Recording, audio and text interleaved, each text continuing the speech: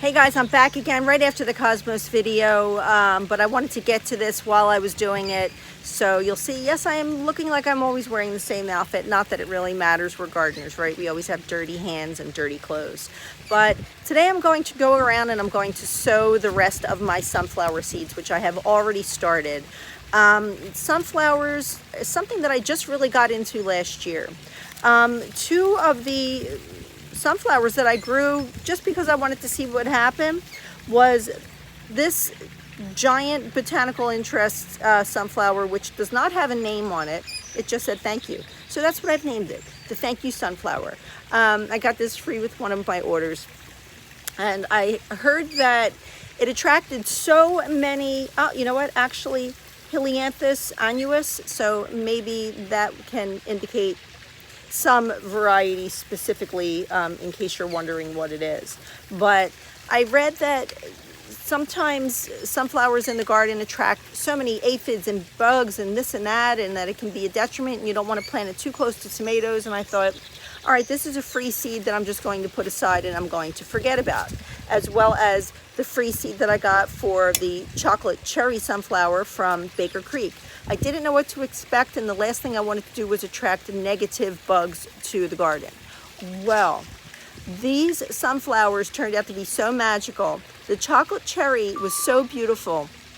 I did feature it in a few of the videos last year, as well as the thank you sunflower, which I think it might be some type of a Mongolian, because the heads were gigantic and they actually had weight to them. This variety was a single bloom on a very, very tall and sturdy stem, whereas the chocolate has multiple blooms from one seed, and it lasted a very long time. Both of these I was able to harvest humongous amounts of seeds from. So I have separate envelopes in my little brown envelopes that I created, marked off with the names of these, and it was easy for me to isolate these because I only had two types going. So basically, when the heads started to droop over, we cut them off and we allowed them to dry out in the sun, and then we harvested the seed and put them away. Hopefully, they are going to come back. Now, these guys self-sowed very, very readily and eagerly. They are all over the area where we left a few heads on late in the season for the migratory birds to come feed on. So these are two of the sunflowers that are going into the ground. Every sunflower that I'm about to show you is going to be brand new to me, but I'm now addicted to sunflowers after seeing the bees. The bees loved this. So did aphids and hoverflies and the butterflies and the hummingbirds. I highly recommend you pick some sort of a sunflower. The bigger they get, the heavier the head gets. They might need staking, most likely will need staking. And also something to think about is, will you be growing sunflowers that you're giving as a gift just to the garden and the pollinators? Or do you plan to grow them in a way where you can clip them and bring them in the house? Now, there are pollenless varieties of sunflowers that are better for florists and people who want to bring bouquets into the house, because some of these flowers just drop pollen all over your counters and tables, and it can be a little bit messy and cause you to be a little bit sneezy as well.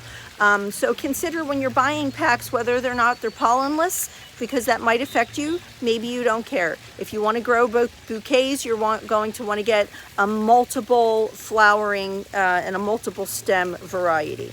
Now, some of the smaller ones that I'm going with, and I'll be showing you these quickly, is the teddy bear. I've seen this in many, many people that I follow, their floral arrangements. This is a smaller one at 3 feet. And, you know, they basically all tell you the same thing from this variety, to sow them after the danger of frost.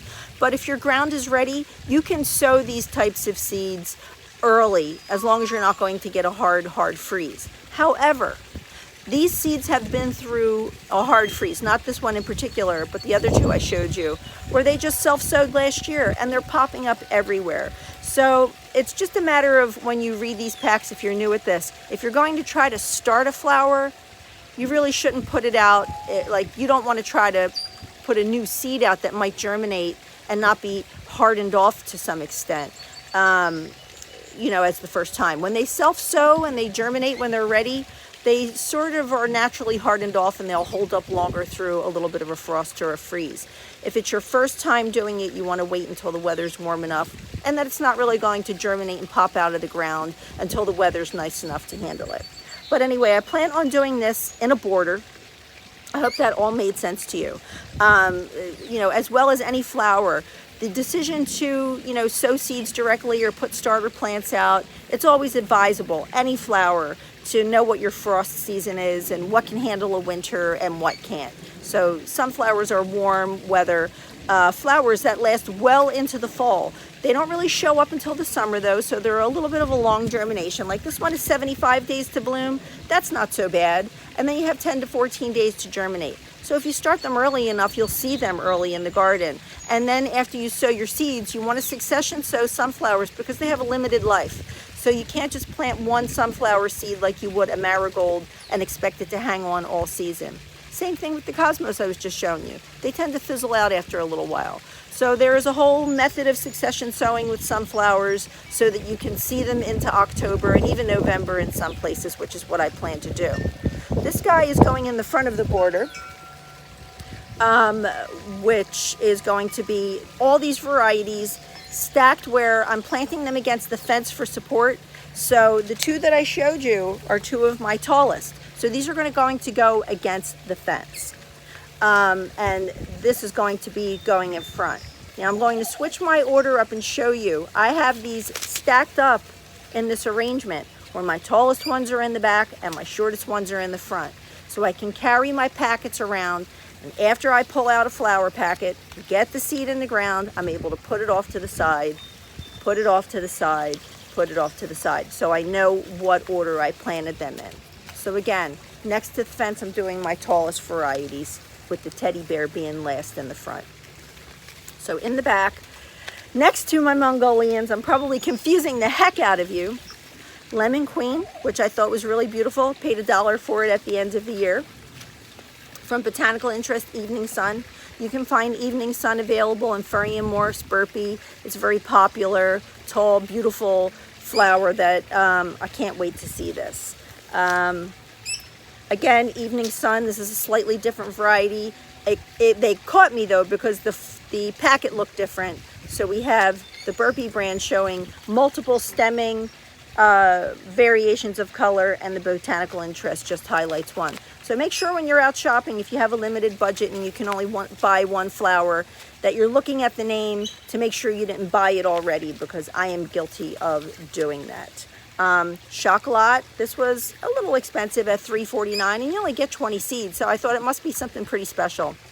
And I loved the way the tips are gold and the inside is that beautiful rusty red-brown color.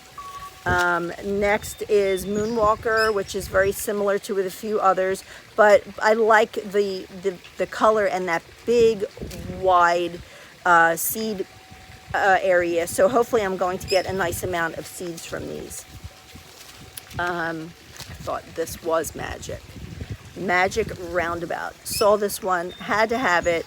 75 days, container variety. This is one of the guys that starts to get a little bit shorter now. This is only 6 feet in comparison to like the 8 feet of the Thank You sunflower that I mentioned.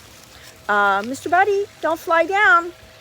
Velvet Queen. I have this in several different varieties also, several different companies that make it. Looks a lot like Evening Sun.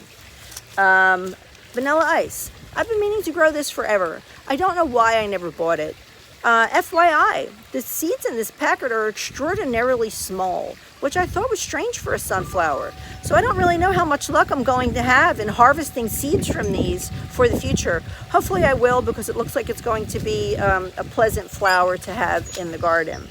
Autumn Beauty, I have this one from several vendors as well. I love the colors of the orange and the yellow. Mr. Buddy, don't fly down. Fun Sunny Hybrid Mix. Who knows what's going to come out of here, so I should have a good old time harvesting flower heads and trying to create some kind of a label for them so I can identify the color of them for my little seed pack collections that I make. Italian White, 90 days to bloom. So keep in mind when you sow this, this is a smaller flower. This is only going to be 5 feet tall.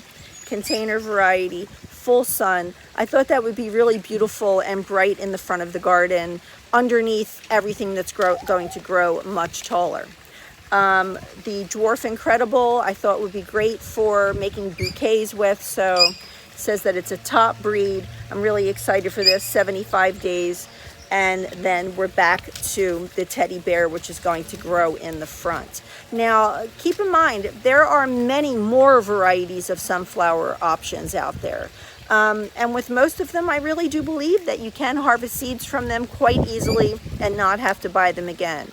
So the purpose of these sunflowers, some people buy sunflowers so you can bake them, roast the heads, and do all sorts of things. I saw so many recipes with giant sunflower heads. So I saw a lot of videos where people were taking their giant seed heads of sunflowers and they're roasting them and cutting them like steaks and making different recipes with them. And I have not evolved to that yet. I haven't even evolved to trying to roast my own seeds. And I don't know if every sunflower is really a candidate to have its seeds available for human consumption, but the birds will happily enjoy them. So you can do many, many things with your sunflowers. I am buying these mostly for the pollinators, and I am buying them for the visual joy that they give me and the brightness in the garden. They'll be facing west so that in the evening when the sun is setting, they'll be grabbing every last moment like they did last year, and they were so colorful. One of the varieties, I think it was the Thank You Sunflower, the head actually tilted with the sun. And somebody else said, my sunflowers don't move with the sun. It wasn't every single flower. It was totally bizarre, but the head followed the sun. And I thought it was very strange. I don't know if that's going to happen again. I don't know if it was a fluke. I don't know what happened, but it was the magic of the garden. So maybe these will all be magic and follow the sun like that with their little happy faces shining, facing up to the sky and getting every last bit of light. So find your purpose, you guys. There are many purposes to garden, whether it's spiritual, whether it's visual, whether it's to help the pollinators that come and help you pollinate your vegetable gardens. We have everything going on. But most of the time I don't take these flowers in for myself. I'm offering them back to nature because these little pollinators come here to work for us. So I have to make sure they have food. So I struggle with every chance that I could have to take them in and enjoy them inside. And I say, you know what? I'm going to leave them in the garden. And I'm going to allow all my floral arrangements to be kept in the garden. It brings me away from the kitchen. I come out and stare at them. And even my neighbor is outside taking pictures all the time of all of our flowers. And the flowers were looking down at her over the fence. And I could see her out there every morning taking pictures.